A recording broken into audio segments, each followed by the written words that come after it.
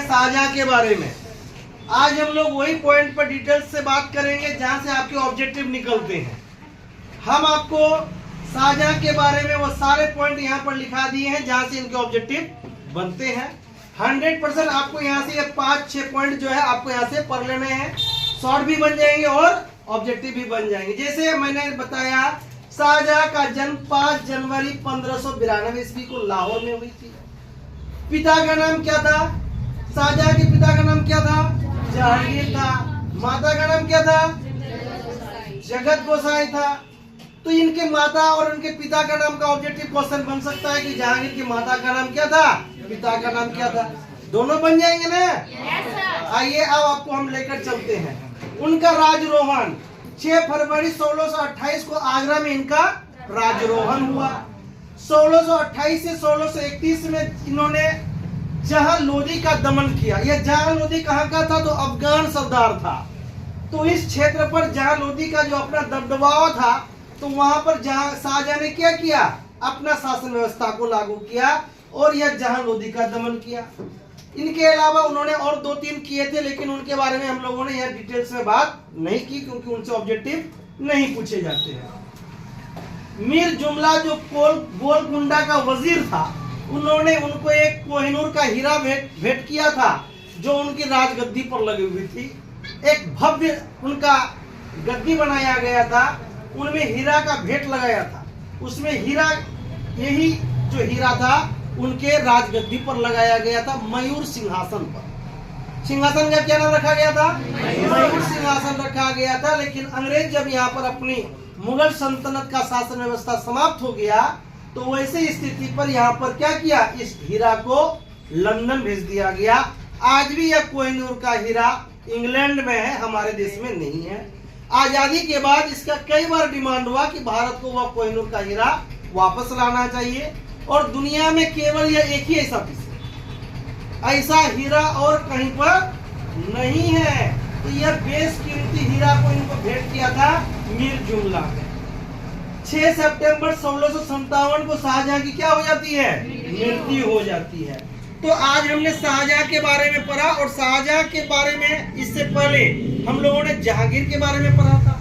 जहांगीर और नूरजहां का रिलेशन के बारे में बात किया था और नूरजहां एक किस प्रकार की अप्रत्यक्ष महिला थी जिन्होंने मुगल सल्तनत पर अपनी शासन व्यवस्था किया था।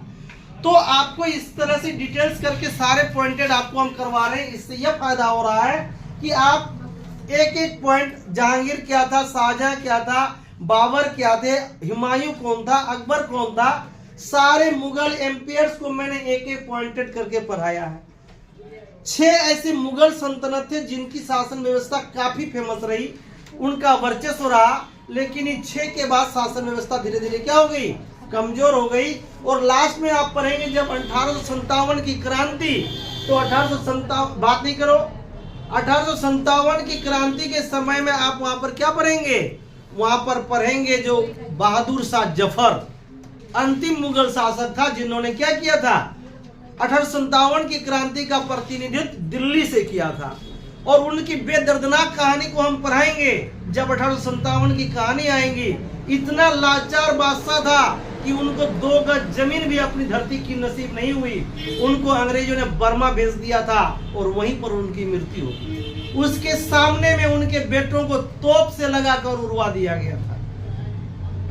उनके बेटों को क्या कर दिया? उनके आंखों के सामने तोप में बांध करके अंग्रेजों ने उड़ा दिया था। यह मुगल सल्तनत का भी यह समय था।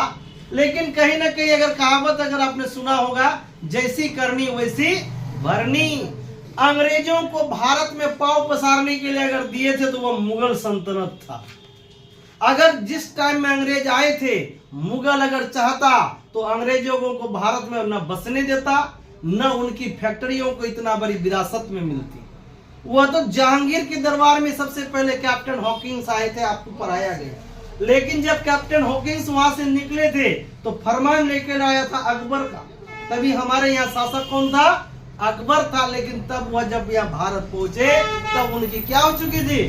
मृत्यु हो चुकी। तो let us come to the point. बातों में मैंने बहुत सारी चीजें जिक्र किया, बताया। हम इस तरह के पॉइंट को डील करेंगे और आपको बहुत सारी चीजों को ऐसे ही बता देंगे जो आपके सिलेबस में है और अगर आप डीप से पढ़ेंगे तो आप कोई भी एग्जाम में क्रैक करेंगे तो आपको ये सारा बहुत हेल्प करेगा। 11th 12th एक ऐसा सिलेबस बनाया हुआ है जो आपने बचपन से 6 to 10 पढ़े हैं, बस इसी का डिटेल्स मॉडलाइज किया गया है।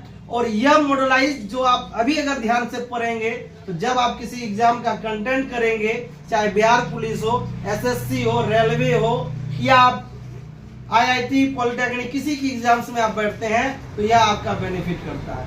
सबसे ज्यादा इंपॉर्टेंट है कि आप अपना गोल कैसा रखते हैं। इंटर बेसिस पर मार्क्स उठाना कोई बड़ी बात नहीं है, मार्क्स किसी को दो कम बेसी आएंगे। जो हमारा एजुकेशन पॉलिसी है यह आपको निर्माण नहीं करता है, खुद आपको निर्माण होना होगा। आपको खुद पढ़ाई पर बेसिस पर बनना पड़ेगा कि हम नॉलेज कितना है, जो चैप्टर आप पढ़ रहे हैं उसमें आपको कितनी नॉलेज है। अगर आपको ऐसा नहीं लग रहा है तो आपको डिग्री के लिए पढ़कर कोई फायदा नहीं है, डिग्री तो आपको मिलते रहेगी। लेकिन नॉलेज अगर आपको चैप्टर वाइज नहीं है तो फिर पढ़ने का मतलब ही क्या रहता है। ठीक है, मिलते हैं नेक्स्ट क्लास में, फिर इसी तरह से नए टॉपिक पर बात करेंगे।